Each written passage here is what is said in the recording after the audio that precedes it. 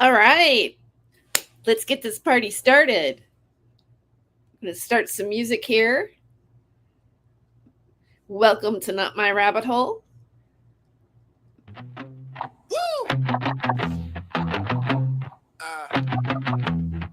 Daddy, dog. Yo, check the feed, late night 2007.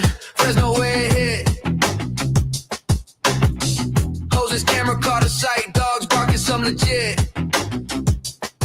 Two figures gliding by. No arms, no head, just legs so long. The walking past. Fresno night crawlers on patrol. So paranormal. Like out of an old journal. You know it's paranormal. Like your ex or Yoko Ono. They're so paranormal. Like out of an old journal. You know it's paranormal. Like your ex or Yoko Ono. They're so paranormal.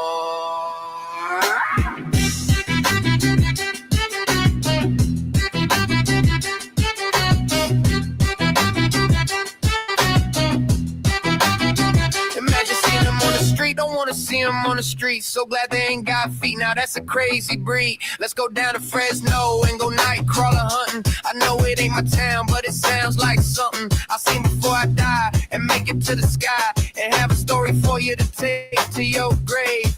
Two figures gliding by. No arms, no hair, just legs so long. The walking pants, the Fresno night crawlers on patrol. So paranormal. Like out of an old journal. You know it's paranormal. Like your ex or Yoko Ono. And they're so paranormal. Like out of an old journal. You know it's paranormal. Like your ex or Yoko Ono. They're so paranormal.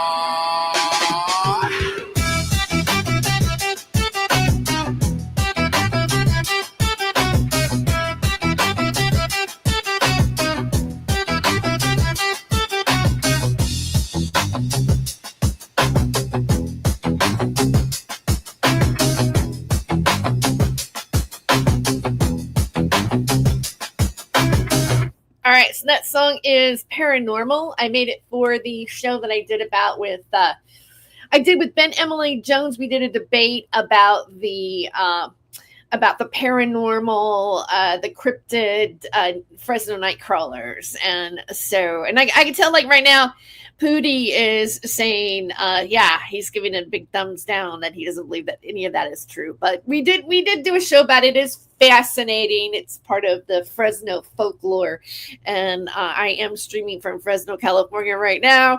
Woo!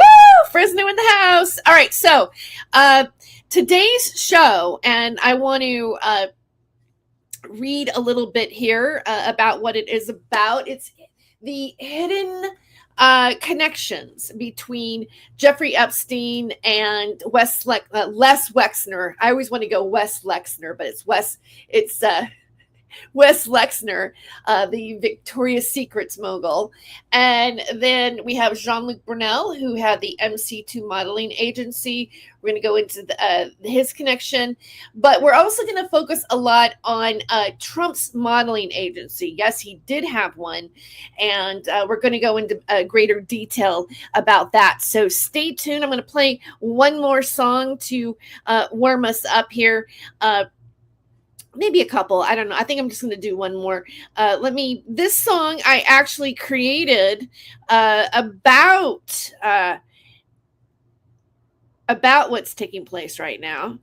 It's called Jane Doe. It's based on all the women who were, the hundreds of women who have come out forward about what happened to them.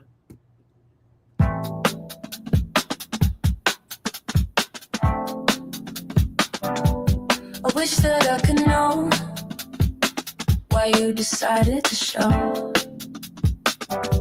why you didn't just go, why you still call her Jane Doe. She was 13, not yet 16, not even a tween. Friends said it would be funny if she met Epstein. He got a gig for the weekend. Said she could bring a friend. Said he needed someone who looked young, a blonde and a wig. And she thought it was harmless, so she went with a friend. And her friend thought it was harmless, so she went with a friend. And the friend thought it was harmless, so she went with a friend. And they said they all met a nice man, and his name was Prince Andrew. And she thought he was harmless, so she went with her friend. And her thought he was harmless, so she went with a friend. And Katie thought he was harmless, so she went with her friend. And she met a girl named Katie Johnson, and she looked just like me. And they thought it was harmless, so they went with their friend. And I thought it was harmless, so I went with my friend. And Katie thought it was harmless, so she went with her friend. And she thought it was harmless, so she went with her friend. And Katie thought it was harmless, so she went with her friend. And she thought it was harmless, so she went with her friend. And Katie thought it was harmless, so she went with her friend. And her friend's friend thought it was harmless, so she went with her friend. And she thought it was harmless, so she went with her friend. And she thought it was harmless, so she went with her friend. And Katie thought it was harmless, so she went with her friend. And her friend's friend thought it was harmless, so she went with her friend. And she thought it was harmless, so she went with her friend. And she thought it was harmless, so she went with her friend. And Katie thought it was harmless, so she went with her friend. And her friend's friend thought it was harmless, so she went with her friend. And she thought. All right. So let's get started here. I'm going to stop the share here for a moment. We're going to do, this is going to be quite the deep dive today. And so I hope you guys are ready for it. I suspect you aren't. If you're not, well, you're going to be ready later on, I hope. All right. So this is an overview of the modeling agencies and the abuse by Jean-Luc Brunel, Epstein, Trump, and Les Wexner's involvement in that. So first, let's start with Trump, since he's the least discussed in he's the least discussed in terms of abuse of models. Now, I want to give a background on Donald Trump's business adventures. Donald Trump.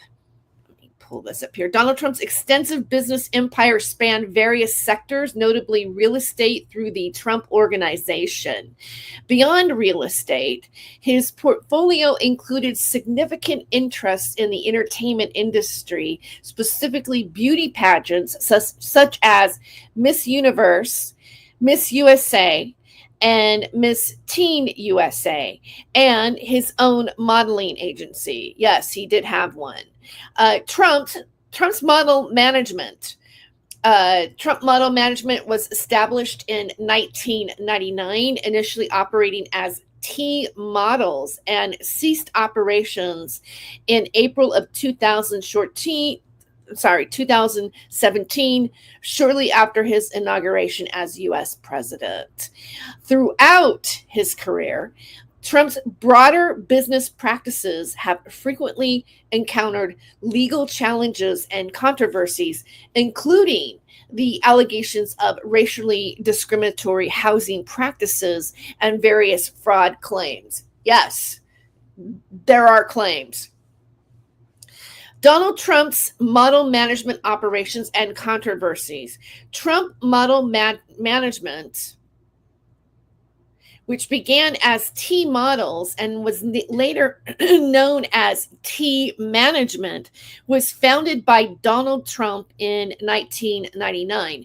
The agency operated for approximately 18 years, positioning itself as a prominent agency in New York, dedicating to discovering, nurturing diverse model talent. The agency's stated mission was to cultivate and manage a wide range of innovative and vibrant model talent, aiming to be a leading force in the fashion market by producing models featured in top magazines designer runways, and advertising campaigns. However, the agency ultimately ceased in operations in April of 2017, a decision announced shortly after Donald Trump assumed the U.S. presidency. Notable models have been represented in his agency. During its operation, Trump Model Management represented a roster of notable models. These included Melania Trump, who was associated with the agency as a model prior to her marriage to Donald Trump. Other prominent figures on the agency's roster included Carol Alt, Pat Cleveland, Yasmin Laban, Hannelore Nuts, and Carmen Della Orifice. I hope I said her name right. I might not have. Key controversies and legal challenges. Trump Model Management faced severe, significant controversies and legal challenges during its existence, particularly in the later years. There were wage disputes and alleged exploitation. In October of 2014, the agency was sued by model Alexis Palmer. Palmer's lawsuit alleged that Trump Model Management took an excessive 80% of her wages as expenses and paid her less than $4,000 over a 2-year period, despite her H-1B visa application having stated a promised salary of $75,000 per year. The lawsuit sought class action status, aiming to represent other models who believed they had been similarly misled and underpaid after being sponsored by Trump's agency to come to the United States. The agency's lawyers dismissed the case as frivolous and without merit, asserting that Palmer was adequately compensated for what they described as a very brief stint as a fashion model. The lawsuit was ultimately dismissed in March of 2016. The persistent allegations of wage discrepancies and visa irregularities, particularly in the claims of models working illegally and facing substantial wage deductions for expenses, suggested a potential pattern of labor practices that may have been exploitive. This indicates a business model that could have prioritized agency profitability over the fair compensation and legal compliance for its international models, who might have been particularly vulnerable due to their immigration status and aspirations. This observation is further contextualized by broader claims that Trump's businesses sought foreign workers while he publicly advocated against immigration, implying a deliberate strategy to leverage foreign labor, particularly to the agency's advantage.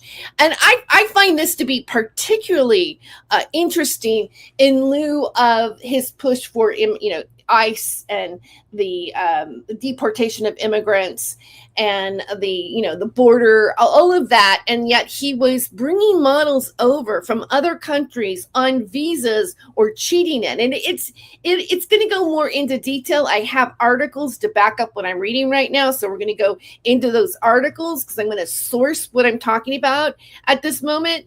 So you can see what I'm saying. It has a trail of sources, and also sources that are in mainstream publications, and they've been around for quite a while now. But people just aren't really talking about it. People aren't looking. They're not looking into the models and the funneling of models and how these women were used in the Epstein sex trafficking scandal. And Trump is aligned and has a definite association to this. All right. So I feel that there has been a systemic issue with the mistreatment of minors in the modeling and beauty pageant industry overall. And that's the main focus that I'm about what this show is really all about. So their immigration and visa allegations. In July 2015, reports indicated that Trump Model Management and Trump Management Group, LLC, had requested U.S. visas for nearly 250 international fashion models. By August 2016, former models publicly alleged that they had worked for the agency without the company obtaining proper work visas on their behalf, with some asserting they were encouraged to work in the U.S. illegally and under conditions described as resembling modern-day slavery. These serious allegations prompted Senator Barbara Boxer to call for an investigation by United States Citizenship and Immigration Services in September of 2016. Staff departure and disclosure. The period of 2016 and early 2017 marked a significant decline for the Trump Model Management, characterized by the departure of senior staff to establish new agencies and models announcing their exit from the company. Some individuals explicitly cited concerns about Trump's policies as a reason for their departure.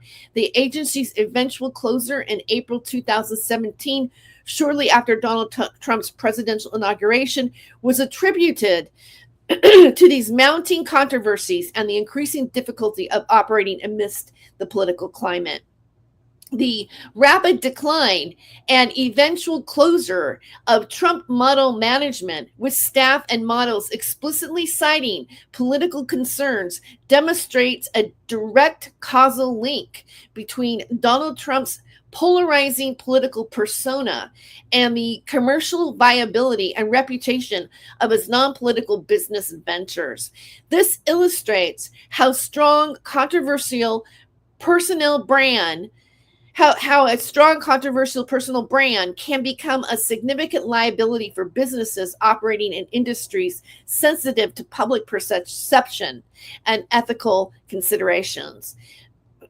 So I want to bring up a couple of things that I found interesting with everything. And one of the things I want to bring up is a Mother Jones article.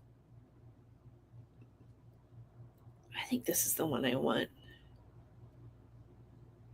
Yeah. This is a Mother's Jones article that came out during that time.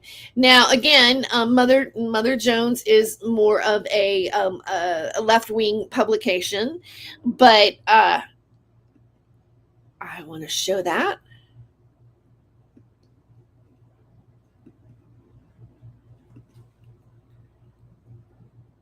Former models for Donald Trump's agency say they violated immigration rules and worked illegally. And as I'm going into this, I'm going to go ahead and put I'm going to change my banner here to fair use and go like that. So, okay, so former models, because this is fair use. We're just looking over the material and we're educating the public. So this is from Mother Jones, published August 30th, 2016. And the title is Former Models for Donald Trump's Agency Say They Violated Immigration Rules and Worked Illegally. It's like the modern day slavery. Get your news from a source that's not owned and controlled by oligarchs. Oh, okay, that's to join them. Republican nominee Donald Trump has placed immigration at the core of his presidential campaign. He has claimed that undocumented immigrants are taking our jobs and taking our money, pledged to deport them en masse, and vowed to build a wall. Okay, so going on about that part, I already talked about that. But the mogul's New York modeling agency, Trump Model Management, has profited from using foreign models who came to the United States on tourist visas that did not permit them to work here. And according to 3 former Trump models, all non-citizens who shared their stories with Mother Jones. Financial and immigration records included in recent lawsuit filed by fourth former Trump model show that she too worked for Trump's agency in the United States without a proper visa. Foreigners who visit the United States as tourists are generally not permitted to engage in any sort of employment unless they obtain a special visa, a process that typically entails an employer applying for approval on behalf of a prospective employee. Employers risk fines and possible criminal charges for using undocumented labor. And it goes on, but what's really interesting is their housing situations that are just shocking to me. And what Trump did with the models coming from other countries and housing them in apartments in New York and charging them, $1,200-$1,300 to live there and having them be like in bunk bed, like 4 or 5 people in one bedroom, basically. Same thing, same practices that Jean-Luc Brunel did. And Jean-Luc Brunel is MCT model management. We're going to show a little bit later on today an old 60 Minutes video of an investigation into Jean-Luc Brunel, and where you will see the same types of treatment of models that Donald Trump is doing to other models that he's bringing from other countries over here. Some of our models went over to France and had the same treatment happen to them and the same kind of not making the money. Like they took out all these fees for them, and they were promised a certain stipend, and then when it came down to it, they ended up with less than $5,000 basically. So, freshly signed to Trump model management, the Montreal native traveled to New York. This is one of the models by bus in April of 2004, just like the majority of models who are young, have never been to NYC, and don't have papers. I was just put in Trump's model's apartment. She said. Kate and Anna also said they had lived in the apartment. The apartment was like a sweatshop, said former Trump model. Models' apartments, as they're known in the industry, are dormitory-style quarters where agencies pack their talent into bunks. In some cases, charging the models sky-high rent and pocketing a profit, according to 3 former models. Trump Model Management housed its models in a 2-floor, 3-bedroom apartment in the East Village near Tompkins Square Park. Mother Jones is withholding the address of the building, which is known in the neighborhood for its model tenants, to protect the privacy of the Curtin residents. When Blaze lived in the apartment, she recalled, a Trump agency representative who served as a chaperone had a bedroom to herself on the ground floor of the building. A narrow flight of stairs led down to the basement, where the models lived in 2 small bedrooms that were crammed with bunk beds, 2 in one room, 3 in the other. An additional mattress was located in a common area near the stairs. At times, the apartment could be occupied by 11 or more people. We're herded into these small spaces, Kate said. The apartment was like a sweatshop. Trump Model Management recruited models as young as 14. I was by far the oldest in the house at the ripe old age of 18, Anna said. The bathroom always smelled like burned hair. I will never forget the place, she added. I taught myself how to write. Clean up after yourself in Russia. A detailed financial statement provided by Blaze shows that Trump's agency charged her as much as $1,600 a month for a bunk in a room she shared with 5 others. Living in the apartment during a sweltering New York summer, Kate picked a top bunk near a street-level window in the hopes of getting a little fresh air. She awoke one morning to something splashing her face. Oh, maybe it's raining today, she recalled, thinking, but when she peered out the window, I saw the one-eyed monster pissing on me, she said. There was a bum pissing on my window, splashing me in my Trump model bed. So much for the glamorous industry, she said. And it goes on. It's quite a long article, and I will make sure to actually source my content here for you, but it does go on, and I'm just highlighting this. I'm showing this to show you in comparison to all the other talent model agencies that are involved with this kind of stuff.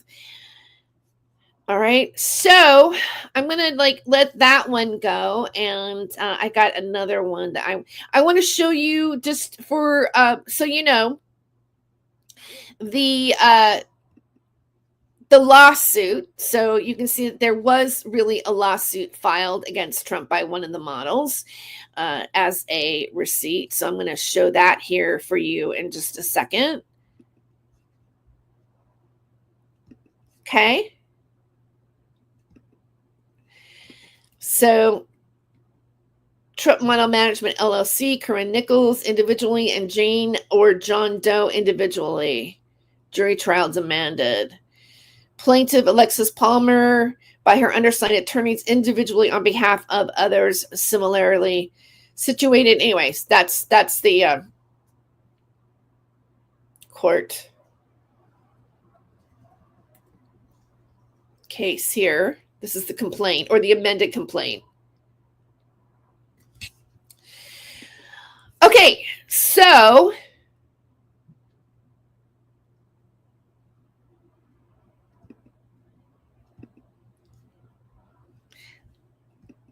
how's everybody doing? All right. Welcome to Not My Rabbit Hole. We are doing a deep dive into the hidden connections of Jean-Luc Brunel, Jeffrey Epstein, Les Wexner, Donald Trump. Think about that for a minute. And we'll be right back.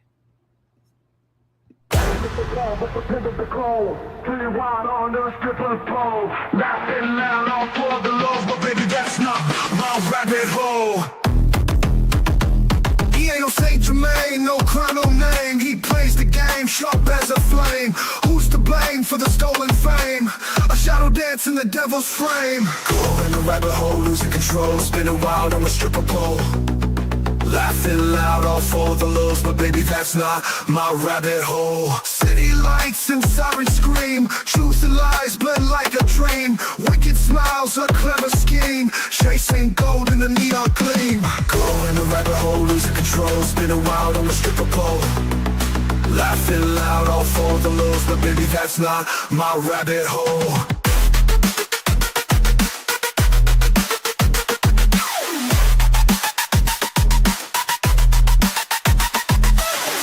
Fast, can't find the ground. Echoes of chaos all around. You chose this dance, this mad parade, but not every choice gets accolades. Go in the rabbit hole, losing control, spinning wild on the stripper pole.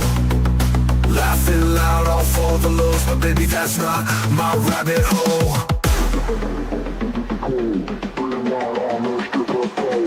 Laughing loud, all for the lows, but baby, that's not my rabbit hole.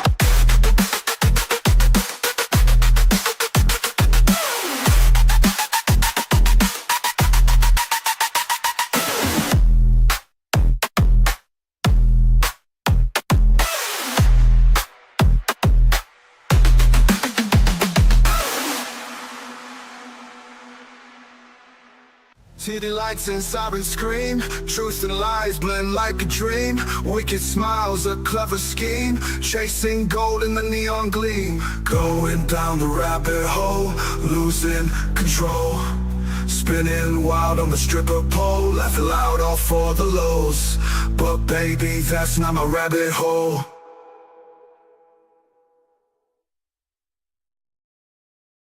All right, welcome back to Not My Rabbit Hole. Thank you for being here. We got Oath Keepers California in the chat. Welcome, Oath Keepers California, and then we also have Pootie Twang is in the chat. So welcome to my stream. We are looking into the hidden connections between Les Wexner, Jeffrey Epstein, Jean-Luc Brunel, and Donald Trump. We just finished talking about Donald Trump's modeling agencies and the immigration, the visa status, the poor living conditions, the payment that some of the models got received. And now we're going to go into Jean-Luc Brunel, and I want you to look at the similarities between what he did to his models in terms of their housing and their visa status as well. Now, there is no, in terms of the modeling agencies and the funneling of Donald Trump's talent into Jeffrey Epstein's parties, there is no connection with that, but there is a connection with Jean-Luc Brunel doing that. So we're going to get into Jean-Luc here. So let me continue with this. Jean-Luc Brunel. Who was he? All right. He was a highly influential figure in the international modeling industry whose career became linked with Jeffrey Epstein's alleged sex trafficking network, culminating in his arrest and death in prison. Jean-Luc Brunel was a prominent French model scout and agent who began his career in the late 1970s. He rose to prominence, becoming the head of Corinne Models in Paris in 1978. In 1988, he co-founded Next Management Corporation with his brother Arnaud. He also established Corinne Models of America in 1995, and in 2019, Brunel was reported involved in the creation of the Identity Models in New York City and One Mother Agency in Kiev, Ukraine. Epstein's financial backing of MC2 model management. Brunel was introduced to Jeffrey Epstein by Ghislaine Maxwell in the 1980s. In 2004, Epstein provided up to $1 million in funding to assist Brunel in launching MC2 model management in the United States, which involved transforming Corinne Models' U.S. division. The agency's name, MC2, reportedly referenced Epstein through an allusion to Einstein's equation E equals MC2 squared. MC2 was dissolved in 2019. I kind of find that fact to be interesting. Extensive ties. There are extensive ties to Epstein's network. Brunel was a frequent companion of Epstein, often traveling on Epstein's private jet and visiting him numerous times in jail. He was considered a central figure in the French investigation into Epstein's alleged sexual exploitation activities. There are allegations of sex trafficking. Brunel faced widespread accusations of supplying girls and young women for Epstein's sex trafficking ring. Virginia Giuffre on... Okay, I'm sorry. Let me start that again. All right. Blah, blah, blah, blah. All right. Brunel faced widespread accusations of supplying girls and young women for Epstein's sex trafficking ring. Virginia Giuffre, an Epstein accuser, alleged that Epstein boasted about having slept with over 1,000 of Brunel's girls. Giuffre also named Brunel as one of the men whom Ghislaine Maxwell directed her to have sexual encounters with while she was underage. Brunel's long history of abuse allegations, which date back to CBS 60 Minutes investigation in 1988 and a BBC report in 1999, predates his explicit financial ties to Epstein. This suggests a pre-existing pattern of predatory behavior that Epstein then allegedly leveraged and amplified. And we're going to look into some of that footage here in just a second. The funding provided by Epstein for MC2 management creates a direct causal link between Epstein's wealth and the expansion of Brunel's operations, which were allegedly used for trafficking. The deaths of both Epstein and Brunel by apparent suicide have a profound impact. They deny victims the opportunity for judicial closure. and leave many details and potential co-conspirators unrevealed. This highlights a systemic challenge in achieving full accountability when perpetrators are powerful and well-connected, and how their deaths can impede the complete scope of justice. History. Here's the history of abuse and allegations and investigations. Brunel was the subject of a CBS 60-minute investigation in 1988, which covered allegations of drugging and sexual abuse of models. Despite his denials of these claims, he was banned from his European agency in 1999 following a BBC report. 6 former models came forward to speak about their alleged abuse by Brunel, some for the first time after his death. The repeated allegations against Brunel, spanning decades and involving multiple agencies, Corinne, Next, MC2, coupled with the modeling industry's alleged blind eye to his conduct, implicate deep-seated systemic issues that facilitated widespread abuse. Brunel's significant and long-lasting influence in the fashion industry is well documented. The fact that serious allegations against him were publicized on national television as early as the late 1980s, yet he continued to operate and even expand his agencies with significant financial backing from Epstein, points to a broader institutional failure. This pattern suggests that the industry structure and practices, including the power dynamics between agents and aspiring models, created an environment where predatory behavior could persist and flourish with apparently impunity. The industry's alleged failure to adequately address these issues allowed a culture of abuse to become entrenched, making it a vulnerable nexus for individuals like Brunel and Epstein to operate. And we're going to go ahead and take a look at some of this video. Go ahead and do a share screen. Now, this is a woman who has a YouTube channel that did she's doing like a voiceover of I think I forgot to did I show you my comedy? I meant to show like a comedy clip. I'll do that. I'll do that at the next break. I think I might have forgotten to do that. I had it pulled up here and I went right into the rest of the stuff. I'm not giving you guys any fun time right now. This is a we mean business stream. All right. I'm going to go ahead and share. This is titled Epstein Maxwell Hidden Documentary. It's not really titled correctly because this really doesn't has a little bit to do with Epstein or whatever, maybe in her own commentary. But she is one of these people that was a model that was taken over to France, and you can hear her talk about this interview here. So make sure I shared this well. Okay.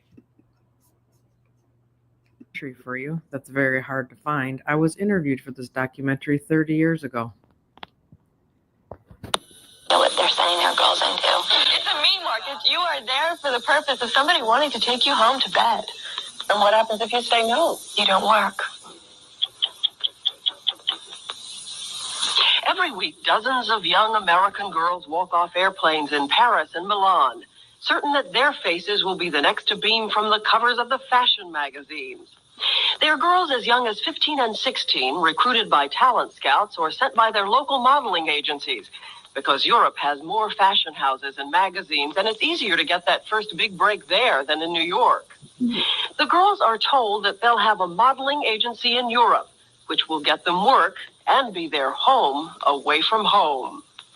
Okay, so I was in the most promising model contest with John Robert Powers in Milwaukee, Wisconsin. From there, I went to New York for a competition. at the Waldorf Astoria Hotel. I walked the runway one time, and Monique Pollard, you'll see her in pictures with Cindy Crawford, Naomi, and all the gang, approached me and said she was Coral from Florida, a real nice little grandmotherly looking lady. Yeah. And then I met Douglas Ash, who was my handler in New York, the president of American Models, and he paraded me around New York City.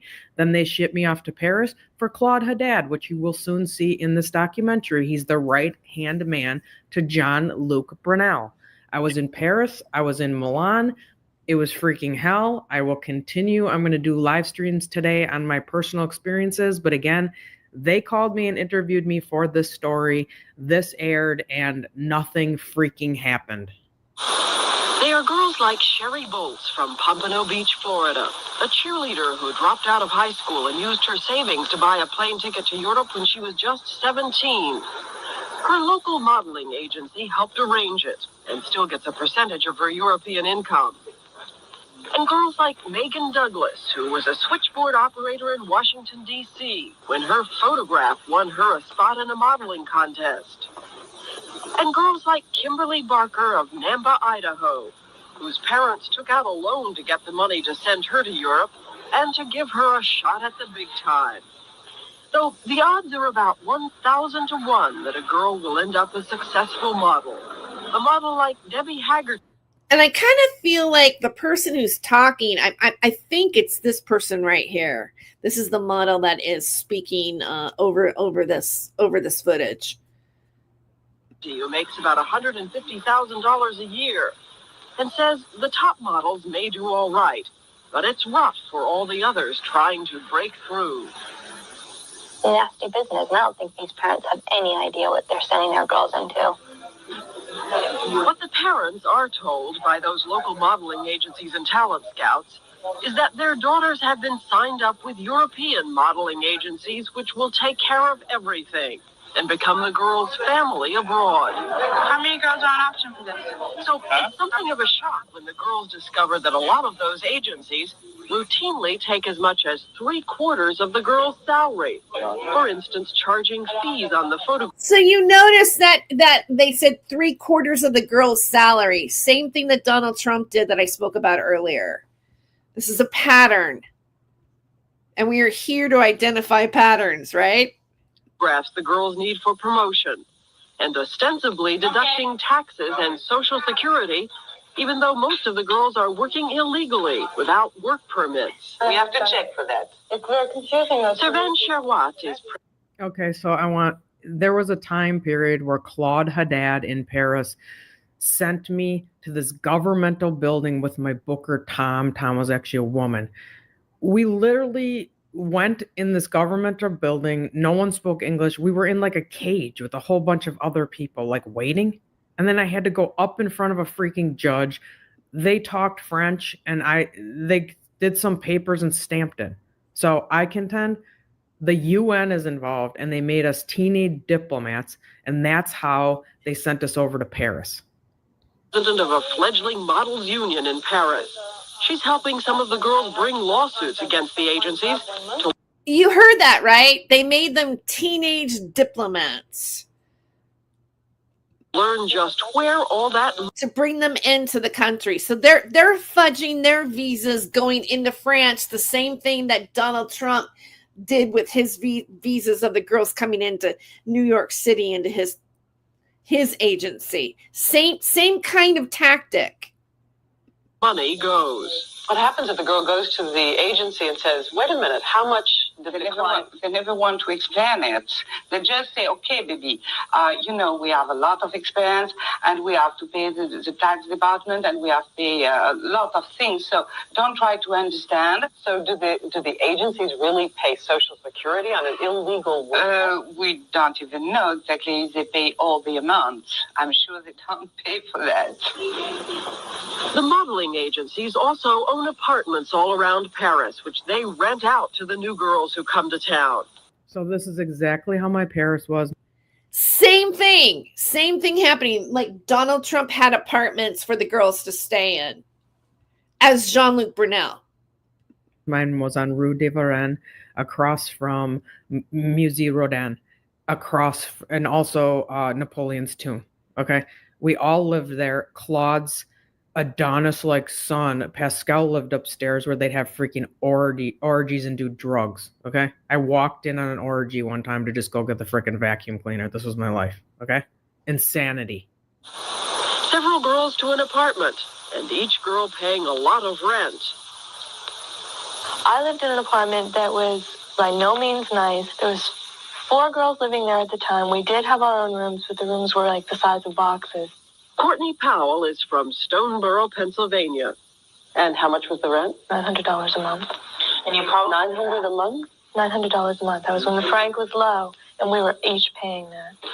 Oh, hi. Eileen Ford runs the Ford modeling. Now, this is Eileen Ford. This is a very famous modeling agent. And she gets asked throughout this documentary about Jean-Luc Brunel and do you realize that he's been the sexual allegations and all this kind of stuff. After this documentary, she did break away from having any association to Jean-Luc. Agency in New York, one of the largest agencies in the world. She's known for the way she protects her girls. Okay, she is a sick pedophile liar. She uses the European agencies to book work for her girls abroad. So a contract with her can have a profound effect on a European agency's business. We met her at the Ritz Hotel in Paris, where she was looking for new faces. We asked her about the girls' complaints that their rent is way overpriced. I've heard that. And I know that it's true. It is true that they're overcharged for these apartments? Yeah, they're overcharged in New York, too. By the agencies? Sure. The girls say not only do a lot of agencies take financial advantage of them, sometimes they're taken advantage of in other ways, too. Oh, my God. This is my agent, Claude Haddad. If he is not a reptilian from hell, seriously, you know what my day was? 16 years old, I'd have to stand in this man's office in front of a huge wall mirror, this gross, creepy office with dark curtains, and he would stand behind me and like feel my body. I'd have to stand there in my bra and underwear, and he'd tell me where I had to improve my body. Yeah, and this is the man that sent me to pretended I was going to a doctor's appointment for a checkup, but he actually was sending me for freaking breast implants, and I ran out of the hospital. An agency owner named Claude Haddad. For years, his Paris agency Mademoiselle Prestige welcomed teenage American girls. Like other agency heads, Haddad offered many of the new girls help with the transition, temporary housing, a room in his apartment. Nice body, huh? Do you sometimes feel you've awakened in a candy store? Not in a flower shop. I'm a gardener. They're not candy, they are flowers. And there Just smell them, that's it. Mm-hmm. You smell the perfume. And when they're staying in your apartment, Yes, you don't feel a temptation to absolutely walk not. in on No, them? absolutely not. He's full of shit. He had several girls living there, and he would rape them. I went to a party at his freaking little castle. There was a big-time model named Ashley living there, too. He discovered Grace Jones and who's the wife of Mick Jagger, whoever that, I can't remember her name off the top of my head. She's a big deal. So that's where he started. And I believe I met Epstein at his little Paris apartment, not little, it was a freaking mansion. Yeah, and then when I was there at Claude's house, everyone started taking their clothes off, because it's topless there. So let's just whip our shirts off. Yeah. And I left. I walked home alone. They were all taking their clothes off. Not at all. Not at all. But Lorraine was 16 when Claude Haddad discovered her at a Paris street and brought her to his agency and to his house. He asked me to come to his room, and I wouldn't go to his room. So he had decided to get into bed with me in my room. And just trying to kiss you, trying to block you, in a corner or against a wall or anything. And you would just keep talking and trying to squiggle out of it, How many of the girls who came in told you that he had tried this sort of thing with them? All of them. All the girls I lived with had all except one. How many teenage models, Mr. Haddad, have you slept with? What do you mean by teenage? The young girls, 16 to 19. 16, almost never. Let me read you some letters. Yeah. These are letters. I have a lot of letters too. He walked in on me while I was in the bath, while I was changing in the room, and even did things like jumping in the bed with me while I was trying to sleep. And the whole thing about walking in on her when she was in the bath, think about like how Donald Trump was on Howard Stern's show and saying that he walked in on the beauty pageant contestants because, you know, he owned it. So he was able to do that when in the middle of them dressing, like the whole invasion of their privacy. Yeah, and by the way, at the models' apartments, there were no locks on the doors, none. And the toilet was like a separate little room from the bath. So I'd be trying to take a bath or a shower, and we had a cokehead photographer, Barry, that lived upstairs. He would just barge in when I was taking a shower and a bath. It was deliberate. It's weird. I used to know a cokehead photographer named Barry back in the 80s. Yeah, he used to work out at the Glendale gym. How they set it up. True. I'm acting. No, most of this, it's always, when people say something, it's always a little truth. What's the little truth in this? Yes, very little truth. What do you mean little truth? What is the little That I hug them, that I try to flirt with them, but never more. They can say what they want. Here's some of the words they used. Did you see her raise her eyebrow? Like she really didn't believe that. Diane Sawyer was like, Sexually disturbed. Pervert. You had to sleep with him to work. Yep. He almost raped me. Yep. I cannot. What do you say? How many almost raped me? You always use almost raped me. I'm quoting. Yeah. But in this case, it was a 15-year-old girl. Can I? Oh, no. I'm 15 years old? I don't remember. Maybe it's possible. I don't know. Then Claude Haddad went on to say, what happens with the girls is not really his fault. When a French girl starts to play with her body, she knows that she can have problem. She can start to have problem with men. And in America, I found out that when a girl do that, it's just, she doesn't even mean it. It's a game, but she's not thinking of what she's doing. It took me a long time to realize this. Do you work with Claude Haddad? No, sir. No more. Liar. Wouldn't send your girls to him. No, ma'am. Oh, you're full of shit. Why? Because I didn't think he behaved properly with some of them. I know he didn't. What did he do? Did you behave properly, ma'am?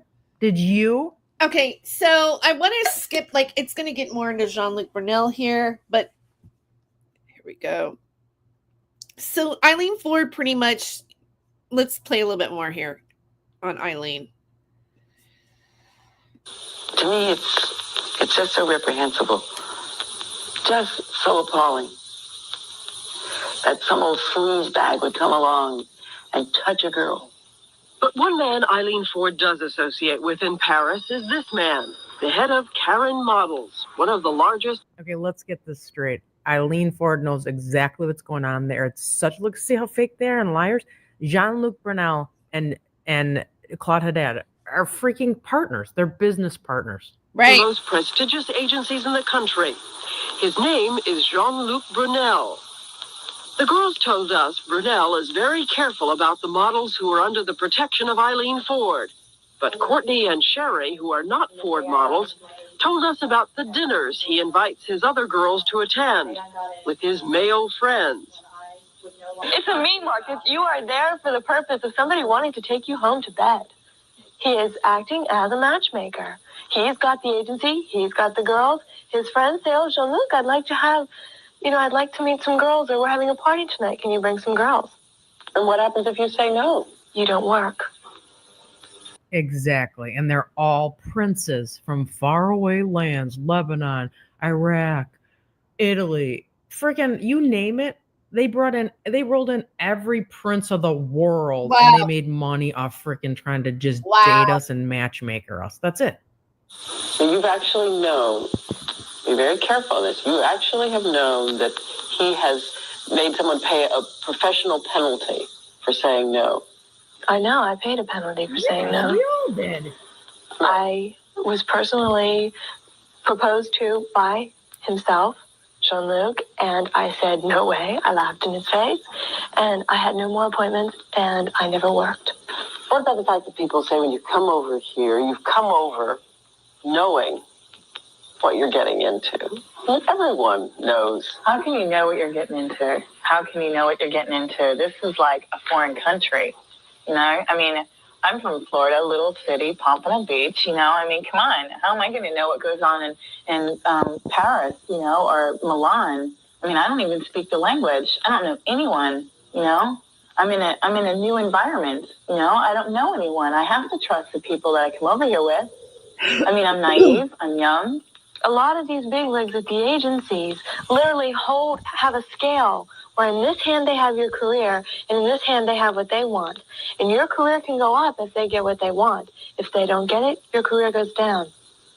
Many girls ever come to you and tell you that Jean-Luc invites them to parties where he has male friends, and it's clear what the arrangement is when you get there, and that you are expected to be the friend of his male friends. Look at her. I don't believe that. I mean, I believe they said it, but you don't believe it's true? I find it hard to believe it's true. Oh my We've been God. heard. Oh, I'm sure you have. You wouldn't be asking me if you weren't told that was true. But I like to think that our girls are not treated that way. And I like to think that were that true, I would know it because I've broken off more than one association here in my life. And you'd break it off immediately if it were true. I would.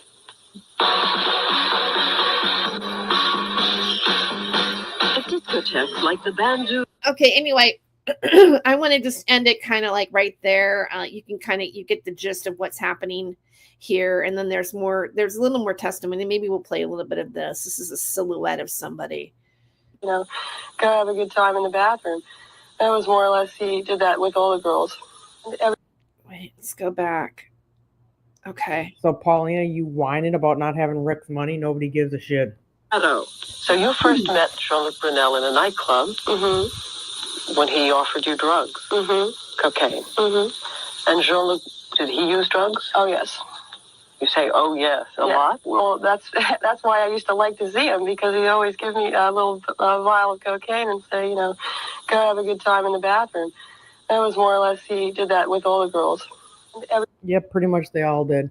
I never did a drug. I never drank because I knew if I did anything, these monsters would rape me. Well, This girl told us a few years ago she went to Jean-Luc's house with a few of his friends. She said a powerful hallucinogenic drug was slipped into her drink, and that Jean-Luc kept urging her to go in and take a bath. I started hallucinating, and at first, you know, I was very confusing because it was very scary, because if you don't know that you've been drugged and all of a sudden you start hallucinating, that's very scary. She said she managed to get out of the house, but stayed disoriented for 24 hours. But this ex-model says several years ago she went to Jean-Luc's house and didn't get away. She asked to have her voice and face disguised. He gave you a drink? Yes.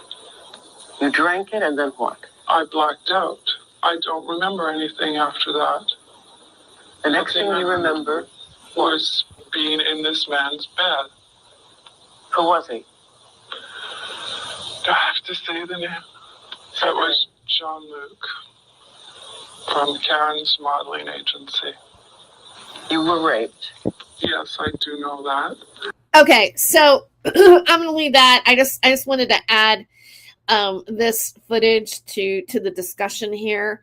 And I'm going to take just another really quick break. But you know what? With that break, I did pull up just a really quick little video of a joke that I performed a while back. And so I thought maybe I'd just play it for you guys. I made a post on my community page on Facebook and go, what are you, on your period? And I was like, wow, that's kind of like a compliment. He thinks I have a period. I feel so pretty now. And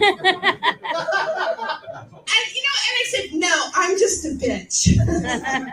Deal with it. I made a post. Anyway, it's just a really quick clip I had, and I just thought, hey, I'll break things up with a little. I just, for those of you who may not know, but most of you guys do. Like, I am a stand-up comedian. That's a show that I did a while back, and that was actually a joke that I was trying out. And I have another clip picked up. It's a little bit more footage, but I'll wait to play it a little bit later. So yeah, I think just in terms of like the time, I don't want to go over 2 hours. Matter of fact, my cousin always calls me at 2. So I want to kind of get my stream done before 2, but you know what? I guess we could take a little bit of a music break. Actually, this song was, I actually made this a couple of days ago, and it was inspired. Let me see if I can. It was actually inspired by Sarah Rachel Adams.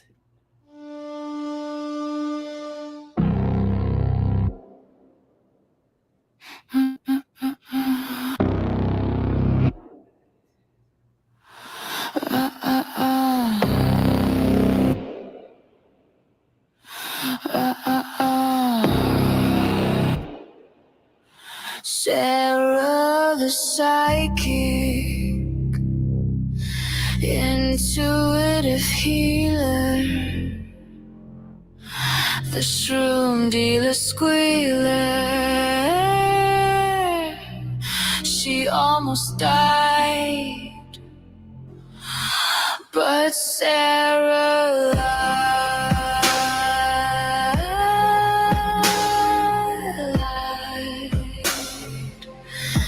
But Sarah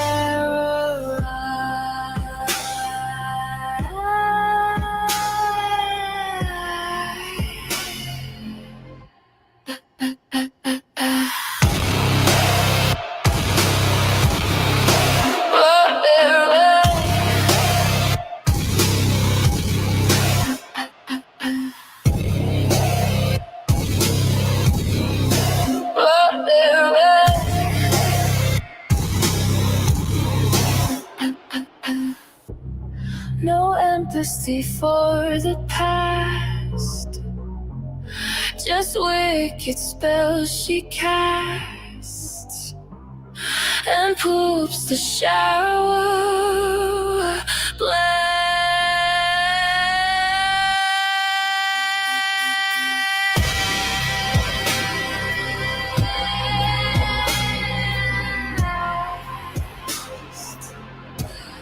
Shroom and fear.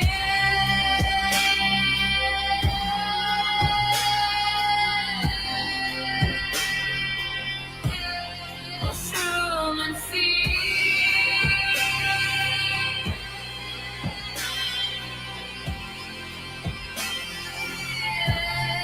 Shroom and fear.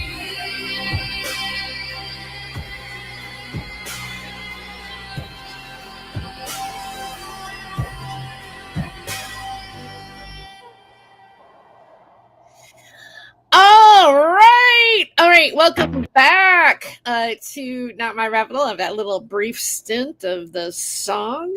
Here, let me put my camera back on. Hey, Aiken, welcome to the show. And we are going over, just to recap. Thank you, everybody, for who's being here during the live. We're just recap what we've been talking about. The first portion of this video, I discussed Trump's modeling agency, and I've been comparing it to his practices with the housing situation and the visas and the immigration and bringing the models over to different parts of the country. I'm just showing the comparison between the two men. And now we're going to get down to Les Wexner. I don't know. I want to call him Les Wexner. No, Wes Lexner. I want to do it backwards and name him a different person now. But anyways,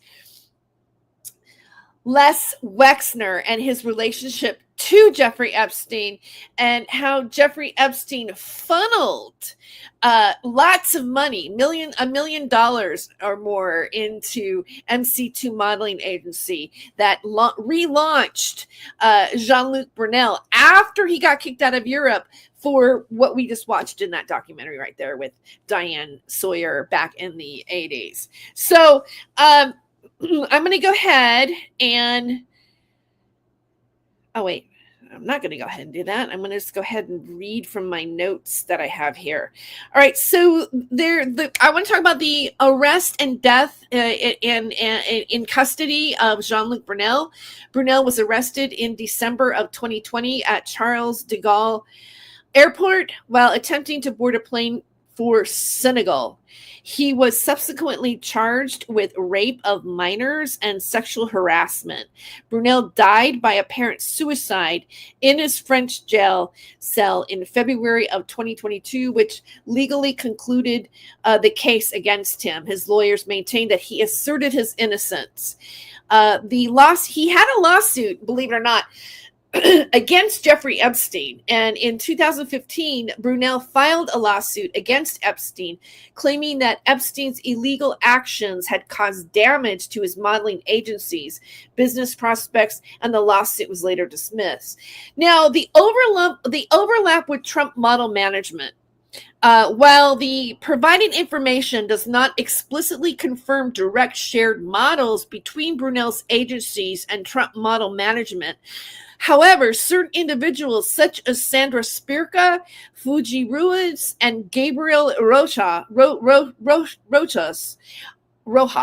are listed as managers of Trump model management. These names also appear in queries related to Jean-Luc Brunel, suggesting a shared professional network within the broader modeling industry. And I want to go into to some of the links that I have here. The Guardian did an article on Jean-Luc. I'm just going to show that real quick with the screen share here. Kind of because I have links to this that sources what I'm saying. So I want to make sure that you see them, that I'm not just talking about things that what I'm discussing here today, I have actually sourced. And then once I'm done with this video, at some point, I will make sure that you have those links as well that you can look at.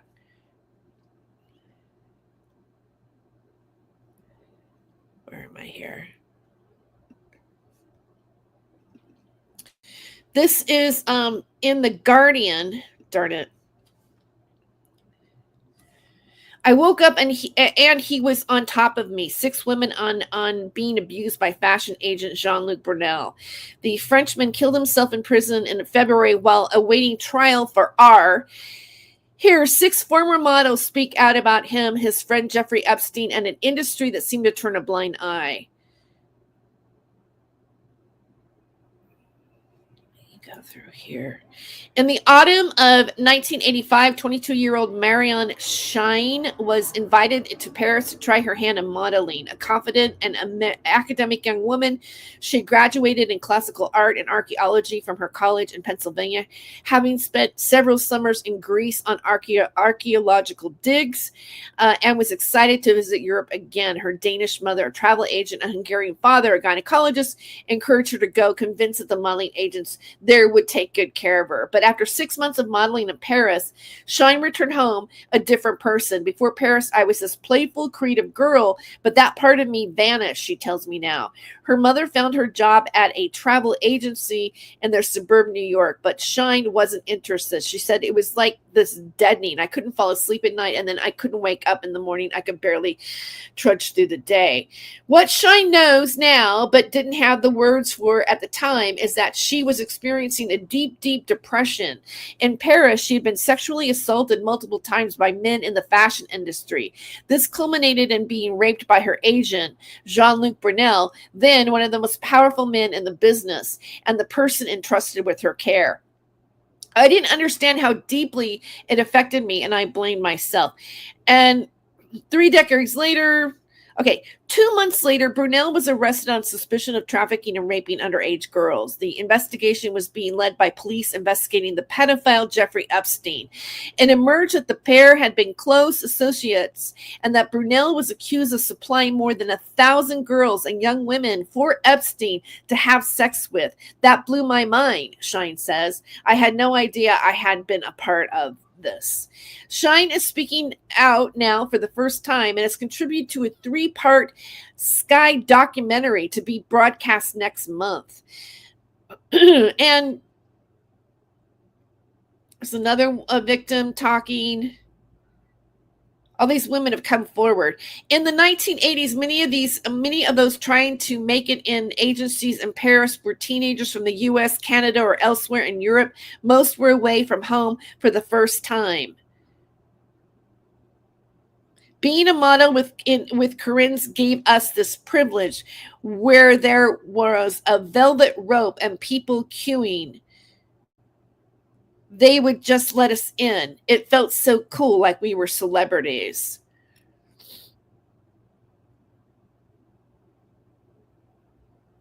I didn't realize how bad it was. There was this pattern through the entire industry. It wasn't just me. And it goes on. I mean, this is quite a long article. But, I will make sure. And here, look. Brunel and Epstein are thought to have met for the first time in the 1980s through the British socialite and now convicted sex trafficker Ghislaine Maxwell. But their relationship seems to have deepened in the late 1990s. According to the flight logs between 2000 and 2005, Brunel took at least 24 trips on Epstein's private jet, the so-called Lolita Express. Only a handful of people, including Maxwell, appear more often. In 2025, Brunel transformed Corinne's U.S. division into a new agency called MC2 with financial help from Epstein, opening offices in New York and Miami.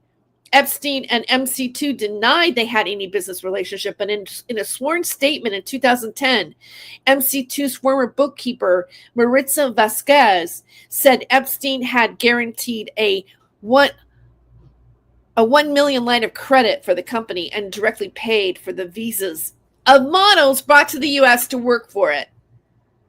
Vasquez said Brunel had models as young as 13, lived in apartments controlled by Epstein on his East 66th Street in Manhattan. Epstein didn't charge rent, but Brunel billed the models $1,000 a month, Vasquez says. Virginia Roberts Giuffre, one of Epstein's accusers, alleged in 2014 court filings that the system was a cover for sex trafficking. Brunel would offer the girls modeling jobs, the document read. Many of the girls came from poor countries or impoverished backgrounds, and he lured them in with the promise of making good money. Roberts Giuffre also alleges that she herself was made by Epstein to have sex with Brunel. In 2007, the authorities caught up with Epstein and arrested him in Florida. Okay. In 1991, 3 years after the 60 Minutes expose, Dutch model Thea, I don't know how to say it, Hoosman, and then she's got her story.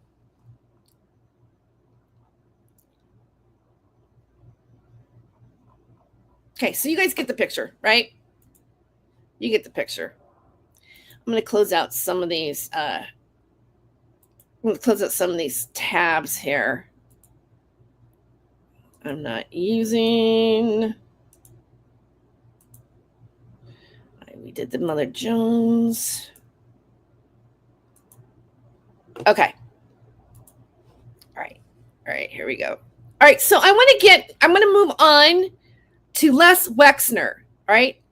Now, this investigation reveals a network where financial power, influence within the modeling industry, and alleged patterns of exploitation frequently intersect. Jeffrey Epstein emerges as a central figure leveraging immense financial control, initially granted by Les Wexner, to fund and expand a network that allegedly include sex trafficking through modeling agencies. Notably, Jean-Luc Brunel's operations, Donald Trump's own ventures in the modeling and pageant industries also face significant allegations of misconduct, highlighting a broader vulnerability within these sectors. The deaths of Epstein and Brunel have closed criminal cases, yet they have not resolved the persistent public and legal questions surrounding their alleged activities, and the roles of their associates. A primary observation from this analysis is the critical role of Epstein's financial operations in facilitating his alleged exploitation network. Epstein utilized his financial management position with Les Wexner to amass considerable wealth and influence, which he then purportedly directed toward funding and expanding his illicit activities, including through modeling agencies such as MC2. This demonstrates how ostensibly legitimate financial relationships can be corrupted and exploited to underpin and expand criminal enterprises. The depth of the financial authority granted to Epstein, particularly the power of attorney, provided a mechanism that could obscure illicit financial flows or activities contributing to the longevity and scale of the alleged network. Yes, Les Wexner gave him power of attorney over his finances. That's just crazy. Yeah. Another significant finding point to the modeling industry as a particularly susceptible environment, this sector consistently appears as a domain where Epstein, Brunel, and Trump each held substantial, though distinct presences, and where allegations of abuse and controversy frequently arose. This reoccurring pattern suggests a systemic susceptibility within the industry itself, where power imbalances and the aspirations of young individuals are being exploited. The consistent overlap of these powerful individuals in an industry characterized by young, aspiring individuals and the repeated nature of alleged misconduct indicates a broader, potentially systemic issue within the industry that facilitated such behaviors.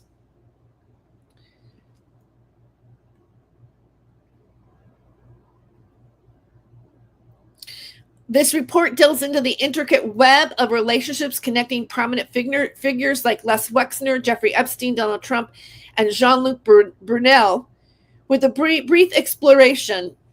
I'm going to skip that person. The objective is to provide a comprehensive factual account of their direct and indirect ties, focusing on financial arrangements, professional overlap, and alleged illicit activities as revealed in the provided research material. Les Wexner and Jeffrey Epstein, the financial and personal entanglement. The relationship between Les Wexner, the billionaire founder of L Brands, Victoria's Secret, and Jeffrey Epstein was profound, extending beyond typical client-advisor boundaries. This association was characterized by significant financial control and was later marked by allegations of misappropriation and enablement. Epstein's role in financial control. Jeffrey Epstein served as Les Wexner's financial manager for 2 decades, from 1997 to 2007. During this period, Epstein was initially Wexner's main client and asserted that he exclusively worked with individuals possessing a net worth of $1 billion USD or greater. Epstein conducted his business's operations from a house owned by Wexner and at times resided on the property himself. He gave him power of attorney. Power of attorney. He gave him power of attorney. A pivotal aspect of their relationship was the extensive power of attorney Wexner granted to Epstein in July of 1991. This legal instrument also designated Epstein as a trustee on the board of Wexner Foundation. This power afforded Epstein wide latitude to act on Wexner's behalf concerning personal finances, encompassing the authority to sell assets, sign tax returns, hire personnel, and undertake acquisitions. It has been suggested that this level of authority could have even allowed Epstein to sell assets like Victoria's Secret without Wexner's direct knowledge or presence. The granting of such comprehensive power of attorney to Epstein represents an extraordinary degree of trust and financial control. This seemingly legitimate financial arrangement, when considered alongside later reports of alleged inaction by Wexner on early warnings about Epstein's behavior, indicates a significant vulnerability. This arrangement may have inadvertently provided cover and resources for Epstein's illicit activities. The sheer breadth of power delegated to Epstein, including the ability to manage finances and make acquisitions on Wexner's behalf, meant Epstein operated with minimal direct oversight from his primary client. Epstein operated with minimal direct.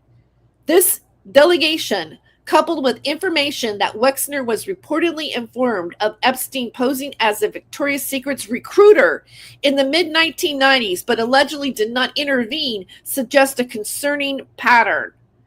This progression implies that Wexner's focus in his business and philanthropic endeavors may have led to a level of trust that, whether intentionally or not, facilitated Epstein's criminal enterprise. The degree of financial control and the alleged lack of timely intervention directly contribute to Epstein's ability to operate and expand his predatory network, potentially utilizing Wexner's brand and resources. This highlights that even high-profile, seemingly legitimate business relationships can be exploited when trust is absolute and an oversight is minimal, leading to significant reputational and legal consequences for the associated parties. Real estate transactions. Wexner's real estate dealings with Epstein further illustrate their entwined relationships. Wexner acquired the Herbert N. Strauss house in New York in 1989 and subsequently sold it to Epstein in the mid-1990s following Wexner's marriage. Additionally, Epstein reportedly owned a house in New Albany, Ohio, an area that was developed by Wexner. The Victoria's Secret and L Brands connection. Wexner is widely recognized as the founder of L Brands, a retail conglomerate that includes the prominent Victoria's Secret brand. Epstein was accused of exploiting his connection to Wexner by presenting himself as a recruiter for Victoria's Secret models. Reports indicate that executives at L Brand informed Wexner about Epstein's concerning behavior in the 1990s, but Wexner allegedly never acted on any of the information. In 2021, L Brand settled a $90 million lawsuit, which cited allegations of toxic work environment and sexual harassment, explicitly raising questions about Wexner's ties to Epstein and his oversight. The involvement of Epstein as a trustee of the Wexner Foundation underscores how individuals with problematic backgrounds can gain access and legitimacy within philanthropic circles. This access could potentially be levered for nefarious purposes. And Epstein's role as a foundation trustee, despite later attempts by the foundation to downplay its operational involvement, indicates a degree of integration into Wexner's public and charitable life. And then, Epstein ended up paying him back by giving him $46 million donation, the severing of ties and allegations of misappropriation. So Wexner formally severed his ties with Epstein in 2007, approximately 18 months after Epstein was charged in Florida in early 2006. In 2019, Wexner publicly stated that Epstein had misappropriated vast sums of money from him and his family. A $46 million donation Epstein made to a Wexner charity in 2008 was described by Wexner as a portion of the returned monies that Epstein had misappropriated. So He paid him back through a donation. Now, the allegations against Wexner and denials. Newly unsealed documents contain claims by Virginia Giuffre that she was trafficked to Wexner and had sexual encounters with him multiple times. She also alleged that Ghislaine Maxwell instructed her to wear lingerie for Wexner. However, Ghislaine Maxwell denied providing sexual outfits for Wexner. Wexner, for his part, denied ever meeting Giuffre. Legal representatives for Giuffre and Epstein's defense team have indicated that extensive investigations found allegations against Wexner to be false and unsubstantiated, and no charges have been filed against Wexner related to these claims. And then it says that, Epstein served as a trustee of the Wexner Foundation from 1992 to 2007. They've gone through a lot of public scrutiny over this. All right, and I'm going to just show an article or two. This is what I thought this was interesting, is that Les Wexner was found to be part of that birthday cakes, that birthday signing. Let me show you that really quick here.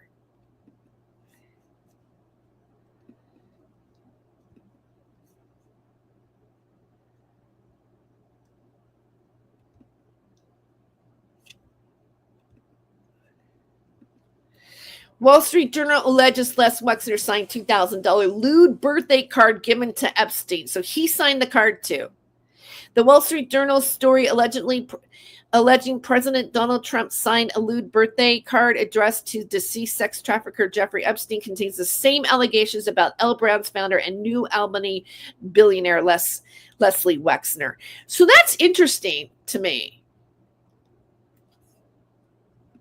I don't know if that's what you're finding interesting, Aiken, or not, but yeah, this is all pretty interesting, I think. Oh,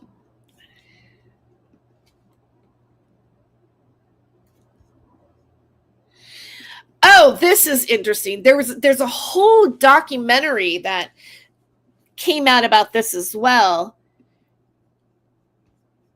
I'm going to share that here in a second.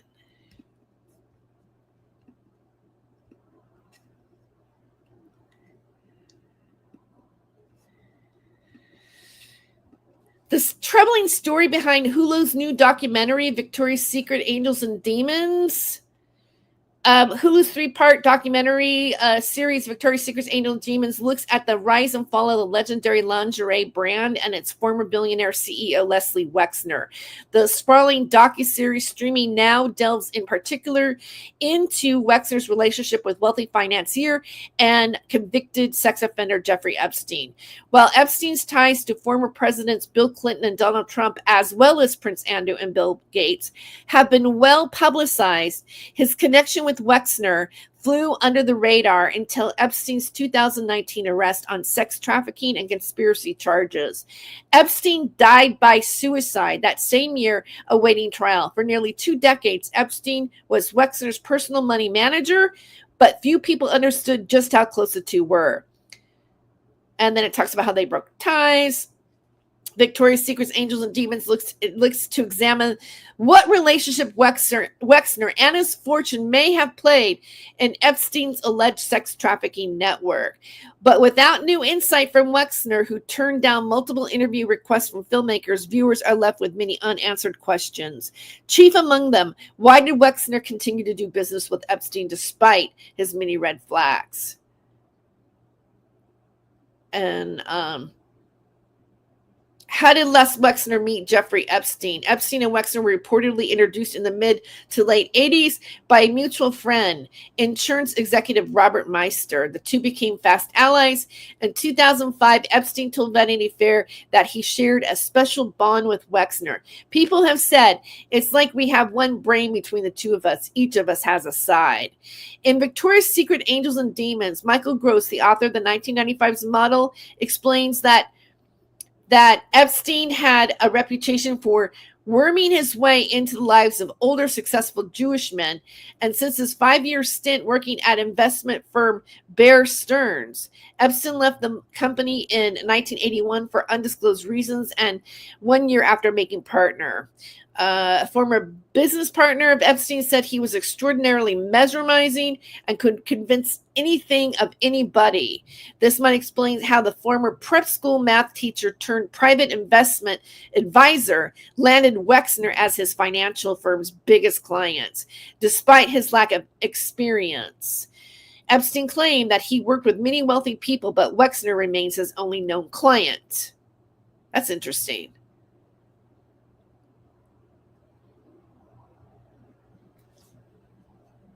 Why would Les Wexner give Jeffrey Epstein so much control over his life? That's the billion-dollar question that no one, journalists, former employees, and close friends of Wexner have been able to answer.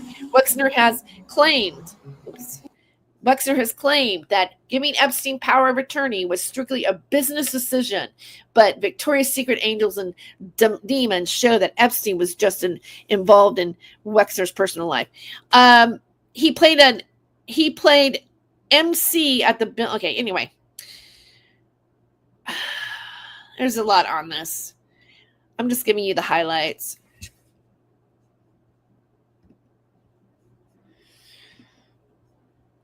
All right. So it is 1:30 and I think I'm going to play a little bit of stand-up for you. This is another clip from one of my performances that I did last summer at now this was a smaller room at the Chico's. There's a bigger room now, but I thought you might find this material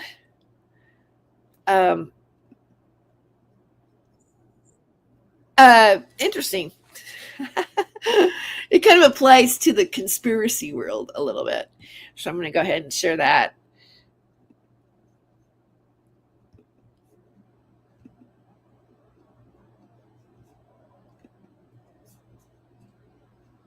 I'm kind of into conspiracies too. Do you guys ever are you anybody into conspiracies here? Yeah. Don't you love Bigfoot? Yeah. You know he has big feet. He Let me go find out.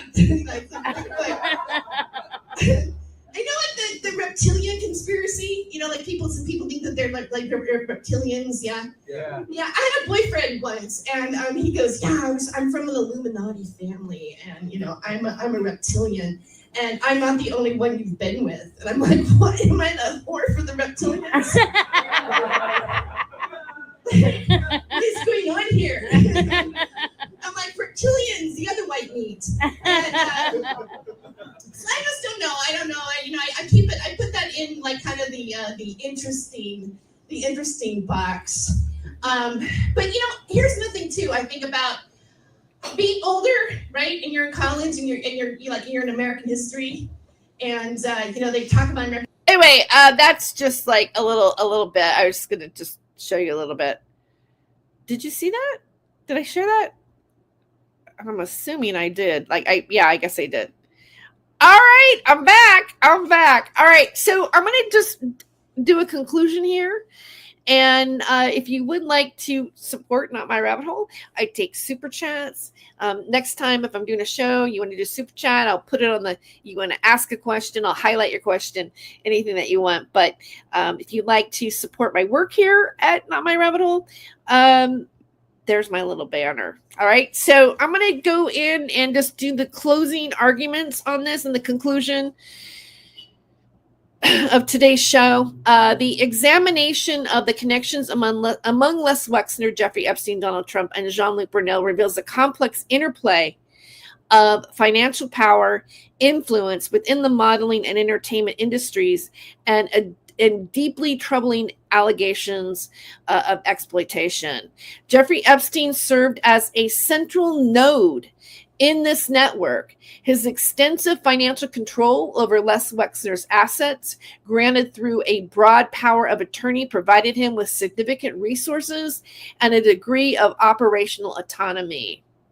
This arrangement, coupled with alleged inaction on early warnings about Epstein's behavior, created a systemic vulnerability and may have inadvertently facilitated his illicit activities.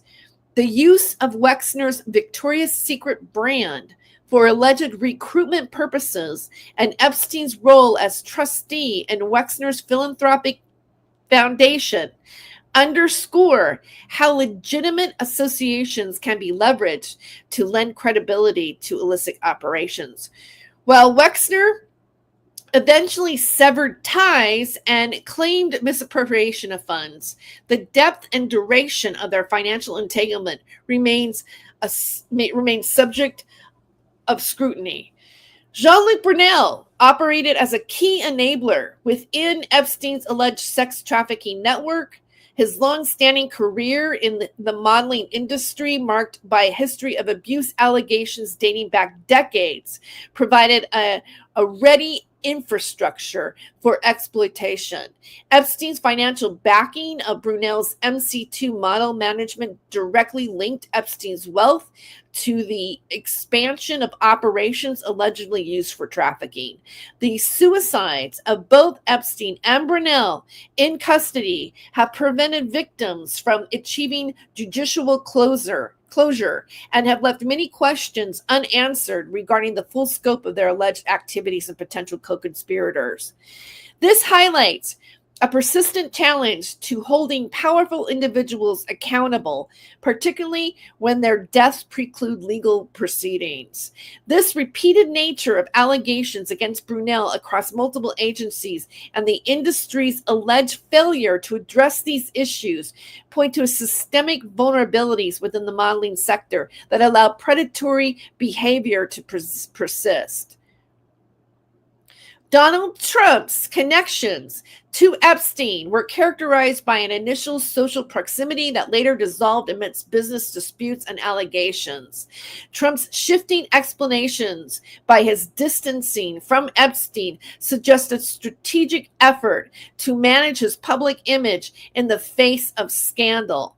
Furthermore, Trump's own ventures in the modeling and pageant industries through Trump Model Management and the Miss Universe organization face significant allegations of misconduct, including visa fraud, underpayment, and inappropriate access to young contestants. While no direct operational link between Trump's entities and Epstein's sexual sex trafficking ring is established, the thematic parallels in the nature of alleged exploitation within these industries are notable, but both spheres involve power imbalances and aspiring individuals, creating environments susceptible to various forms of alleged abuse. In summation, the Not My Rabbit Hole analysis reveals a disturbing interaction of wealth, influence, and alleged exploitation, particularly within the modeling and entertainment sectors. The case of Epstein and Brunel highlight the profound impact of unchecked power and challenges of achieving comprehensive justice when key figures evade full accountability. The recurring patterns of alleged misconduct across multiple high-profile entities underscore the need for continued scrutiny of industries that involve vulnerable populations and significant power disparities. So, my thought is, what I'm thinking, just by looking over this material and my own personal summation, is that this is a big deal. Trump is not acting right surrounding the client list. He has gaslit people. He has diverged the attention Ghislaine Maxwell is like living in this maximum security prison. She's gotten this sweet deal when she's groomed these women, when she recruited these women. She was definitely involved in it. If he pardons her, I think it will be just absolutely disgusting. And I want to say something about this community that's here on the internet, on YouTube. I find it a real shame that a lot of you are silent right now. A real shame that you're silent. That all of a sudden, like, it was a really big deal when it was all about Democrats, right? When it was all about, getting the client list. It was all this big push. You thought it was going to be this big thing when it was a right-wing push. And now that it looks like Donald Trump might have had his hand in the cookie jar, boy, you're all quiet.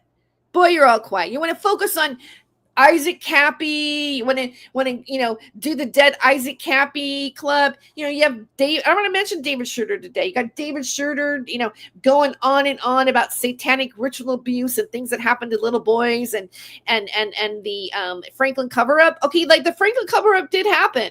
The Franklin cover-up, there was, again, the boys from Boys Town, some of them were taken to Republican politicians, by the way. It was Republican politicians that they were trafficked to. And I'm not disputing that those things don't exist, but I think it's a crying shame that nobody cares about the girls. That what this really is about, it's about young minor girls, young women. What about their rights? You want to sit back and act like, David Schroeder is going to make this a little boy thing? When the real big thing is this. It's the modeling agency. It's the corruption of it. It's the corruption of it funnels into the entertainment industry. There's something wrong with this. And Trump has and was involved with it. He was involved with it. Peripherally, he still did the same practices. He still treated the models the same way. He still walked in on them when they were getting dressed.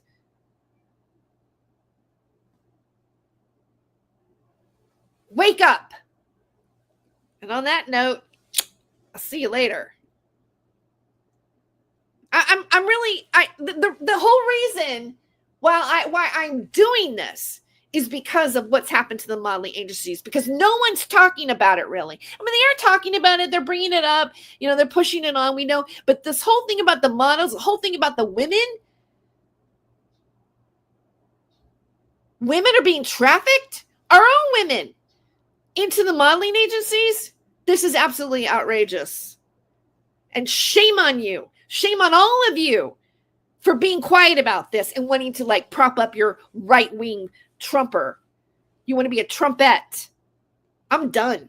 I'm over. I'm not taking the red pill anymore.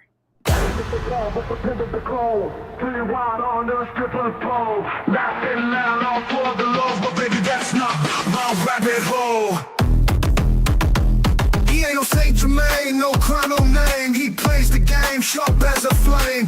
Who's to blame for the stolen fame? A shadow dance in the devil's frame. Go in the rabbit hole, losing control, spinning wild on a stripper pole. Laughing loud, all for the lulz, but baby, that's not my rabbit hole. City lights and sirens scream, truth and lies blend like a dream. Wicked smiles, a clever scheme, chasing gold in the neon gleam. Go in the rabbit hole, losing control, spinning wild on the stripper pole. Laughing loud, all for the lulz, but baby, that's not my rabbit hole.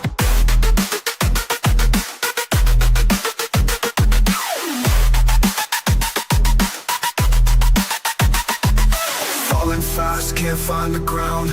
Echoes of chaos all around. You chose this dance, this mad parade, but not every choice gets accolades. Go in the rabbit hole, losing control, spinning wild on the stripper pole. Laughing loud, all for the lulz, but baby, that's not my rabbit hole. Spinning wild on the stripper pole. Laughing loud, all for the lulz, but baby, that's not my rabbit hole.